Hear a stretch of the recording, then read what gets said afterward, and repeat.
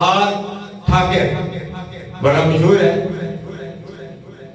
بڑا گپ شپ لگاتا ہے، لیکن اس کا ادب کا تقاضا دیکھو کہ وہ بھی جوتا نہیں پہنتا،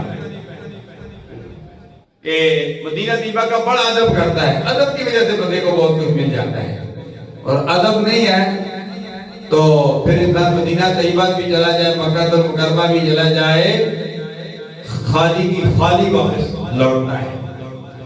بشر حافی میں ادب تھا،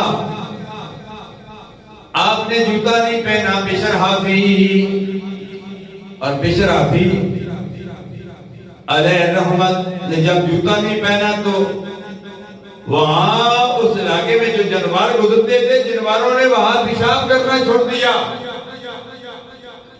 اللہ تبارک و تعالیٰ نے جانوروں کے بعد میں ان کے ذہن میں یہ بات ڈال دی، ایک وہی مطلوب ہوتا ہے، ایک وہی غیر مطلوب ہوتی ہے۔ اللہ نے وہی تو کی ہے مکھیوں کی طرف بھی، حالانکہ مکھیوں کی طرف جبریل تو نہیں آئے، 14 پارہ ہے، 14 پارہ۔ وَأَوْحَىٰ رَبُّكَ إِلَى النَّخْلِ إِنِ اتَّخِذِي مِنَ الْجِبَالِ بُيُوتًا وَمِنَ الشَّجَرِ وَمِمَّا يَعْرِشُونَ۔ اللہ فرماتا ہے ہم نے مکھیوں کے دلوں میں یہ بات ڈال دی، یہاں وہ وہی نہیں ہے کہ جبریل آئے، اللہ دل میں بات ڈال دیتا ہے۔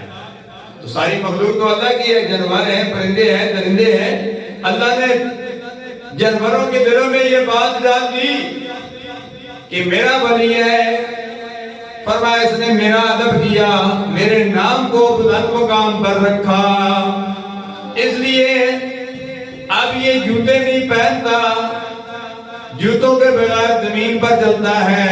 آج جانوروں تم نے زمین پر پیشاب نہیں کرنا، کہیں تمہارے پیشاب پر بشر حافی کا پاؤں نہ آ جائے۔